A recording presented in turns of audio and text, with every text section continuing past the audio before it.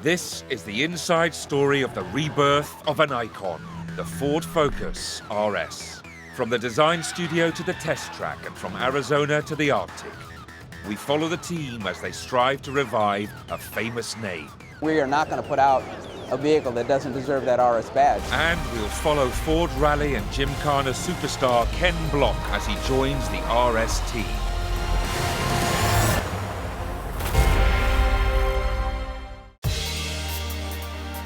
With just 8 months to go before the RS enters production, the Ford Performance team is in Sweden to test in extreme conditions. The pressure is building. The car has just been revealed to the public at the Geneva International Motor Show. But Ford Global Product Chief Raj Nair is not happy. When you're spending hundreds of millions of dollars on programs, you've gone to an auto show and spent a lot of money showing people the vehicle, and then to not deliver to the dealers when you told them they're going to get it is a big problem. Our last drive at Lamo uncovered some issues in the dynamics of the vehicle, and we also now have some issues on the powertrain side generating the horsepower that we want for the vehicle. So the pressure's building up. So we are not going to put out a vehicle that doesn't deserve that RS badge. So if we have to delay job one, we will. Raj's concerns are echoed by the director of Ford Performance, Dave Perisak, who's flown to Sweden to join the team. The engine is giving us some sleepless nights at the moment. We know we've got a little bit of a road ahead of us to get the engine to perform at the level that we need it to. We're looking for world-class performance out of this engine, and so we're not quite there yet. Key members of the development team are met by 2 RS prototypes and competitor cars. This is the first time that all the right hardware, all the right software, everything is finally in one vehicle. We've had bits and pieces of it in many different cars, but this is the first time that's all together.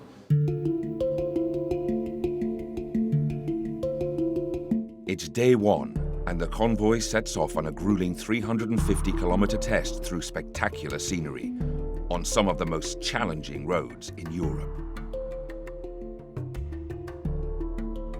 Vehicle engineering manager Tyrone Johnson is one of those responsible for fixing the problems. You anticipate problems, and some of them occur, some of them don't occur, and many others happen that you didn't anticipate, and you're always behind. That's part of the development process. Up until a month ago, we thought we were on target in terms of power and torque, and then we had a couple of issues, engine issues, and we now have to sort those out.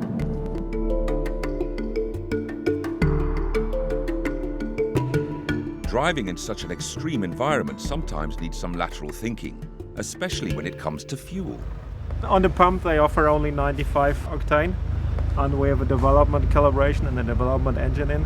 So to protect it, we need to run on higher grade fuel. So we had a choice. You could either stay under 5,500 RPM or add octane booster. I said, if you want to stay in Ford Performance, you don't elect to stay below 5,500 RPM. So he got out of the car and he went in to buy some octane booster. I bought everything. Yeah. It's sold out now. All right, let's roll.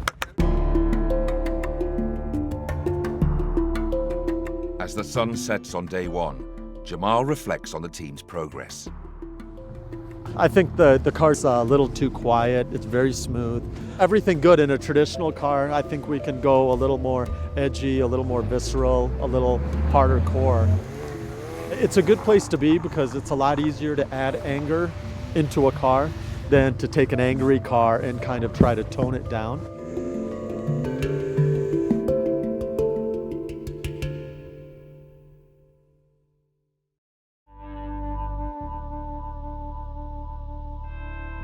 It's day 2, and time for some laps of a special circuit, cut into a frozen lake.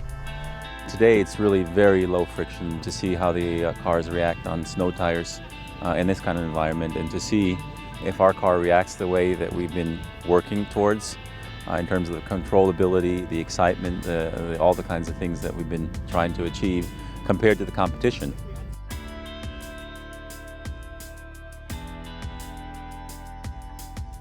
For Chief Test Driver David Putt, it's a tough day at the office.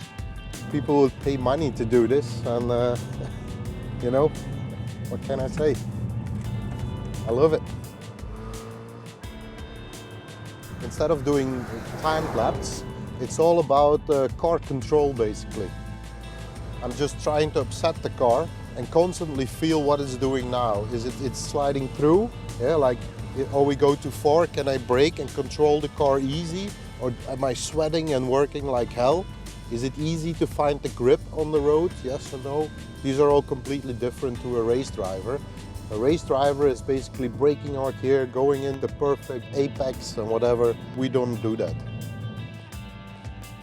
On this vehicle, we will have 3 different modes.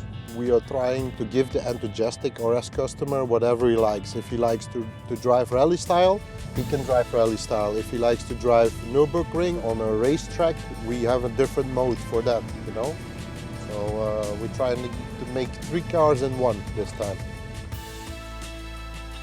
People are supposed to be excited driving this car. It's supposed to be a little bit of a different feeling than the competition. That's what we've been all about, really, and trying to achieve.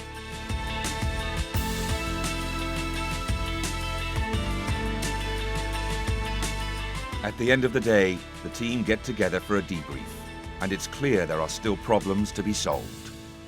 We definitely need to work on our sound. Our sound is not fantastic by any means. Exhaust outside the car, inside the car, both? Yes. Both, okay. We don't want obnoxious, but we do want, you know, sporty loudness. I mean, we want something that when it goes, you think, oh, that's something special, right? But real progress has been made. It feels like all the systems are working in harmony to do what the driver is trying to tell it to do. For me, of all of these, that's what the Focus does so well. I think we're in a pretty good place. We still have some things to do, and even think that our car, you know, the damping hasn't even been done yet. So there's still some to come here. This team should be really proud right now. I mean, like I said, we've got a long way to go, but take a moment and at least congratulate yourself for where we are, because we've got a car that's already the best of the bunch. So the sky's the limit if we stay focused. Next time, at the Ford test track in Dunton, England, the team fine-tuned the launch control system. It's kind of getting into supercar territory. While in Saarlouis, Germany, the Focus production line is being readied for the arrival of the RS.